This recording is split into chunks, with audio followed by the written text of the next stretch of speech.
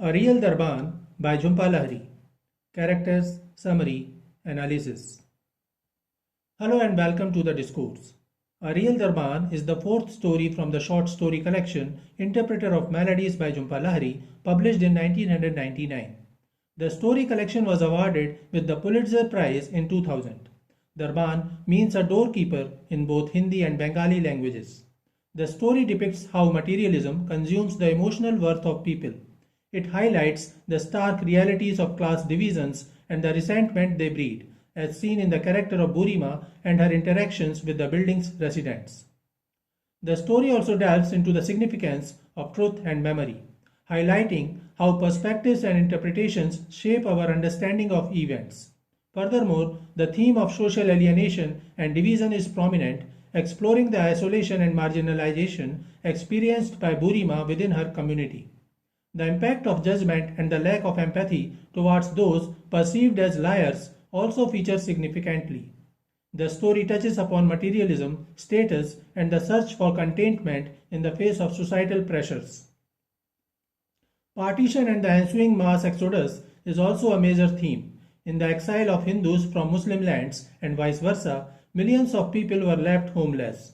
Boori Ma, though she may be lying about her previous wealth, is proven to be a refugee by her accent. Characters of a Real Durwan. Boori Ma is the main character of the story. She is a 64-year-old Bengali woman who has been a refugee since partition in 1947.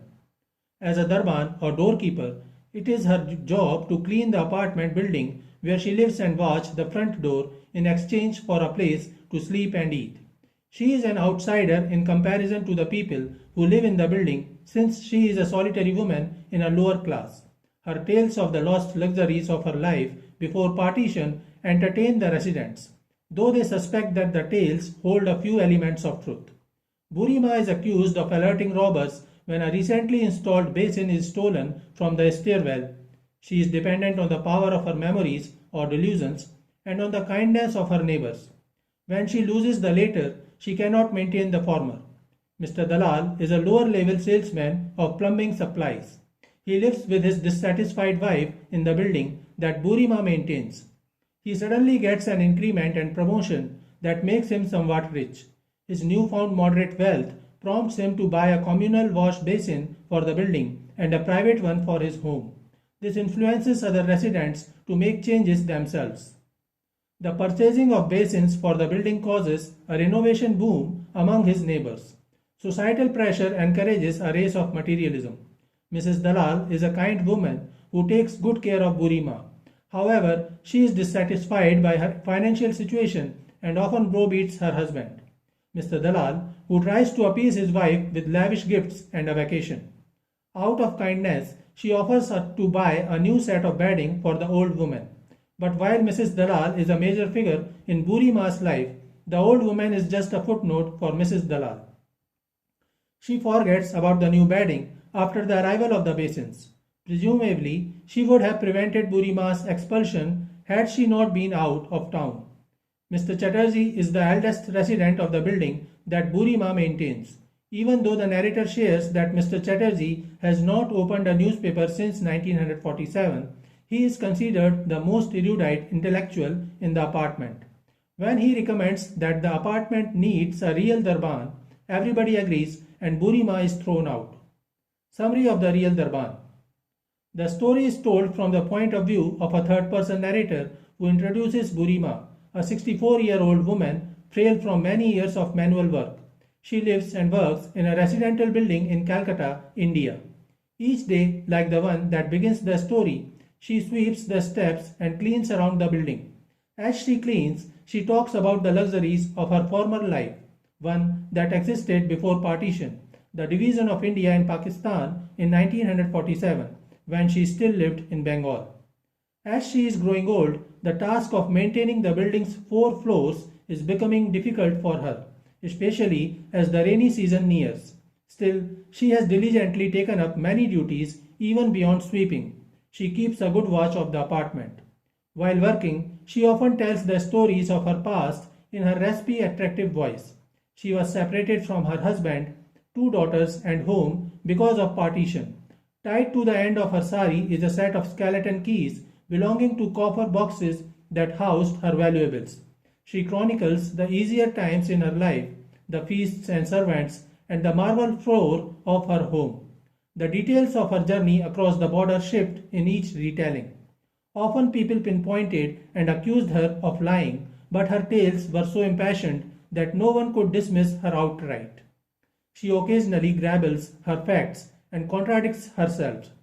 Each litany ends with the same phrase, "Believe me, don't believe me." Boori Ma's accent confirms she is from Bengal, and the residents don't doubt she is a refugee, but they debate the veracity of her claims of wealth. However, because she does such an excellent job maintaining their building, they do not argue with her. Occasionally, they even invite her into their rooms for tea and biscuits. Boori Ma's careful attention to the building causes the residents to see themselves as having a real Durwan. For the lower class society, it is a symbol of pride. Everyone interprets her according to their views. Mr. Dalal fails to understand how a woman so rich ended up sweeping the floors of their apartment. His wife thinks she is the victim of changing times. Mr. Chatterjee believes she simply mourns her family and wraps herself in illusion.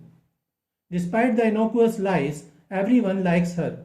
Mr. Chatterjee has not left his balcony or even opened a newspaper since independence, but all the residents greatly respect his opinions.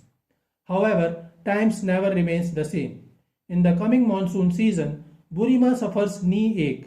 She also fails to sleep well for several nights due to an intensely itchy back, which she blames either on mites or on a spirit living in her bedding. Mrs. Dalal has a particular affection for Boori Ma. She takes an interest in the aging woman's health and decides that Boori Ma needs a new bed.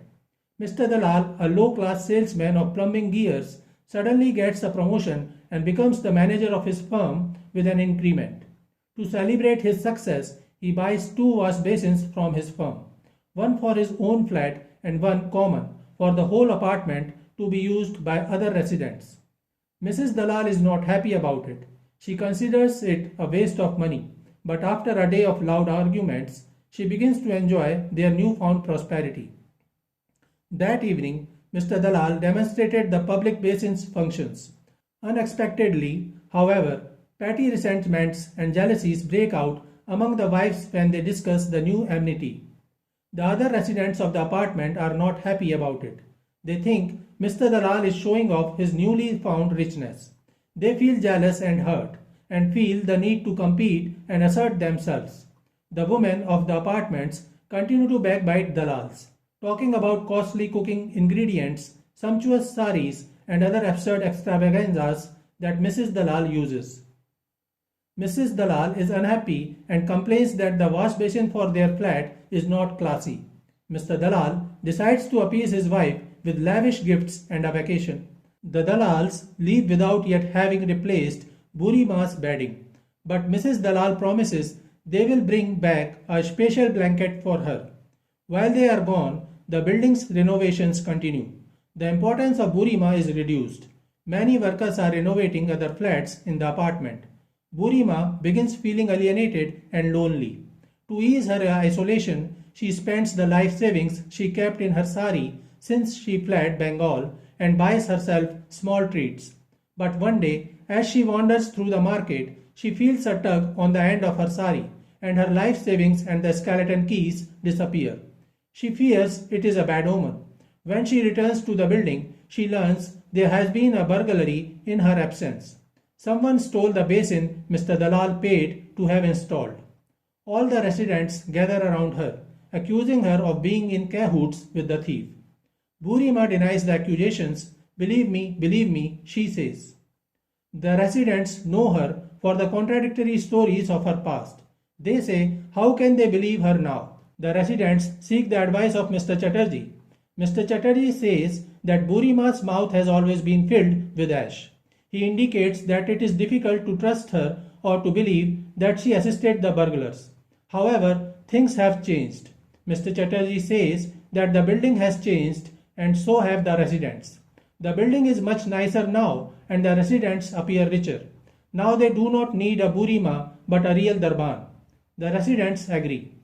They decide to throw away the Boori Ma and appoint a real Durwan in place of her. So this is it for today. We will continue to discuss the history of Indian English literature. Please stay connected with the discourse. Thanks and regards.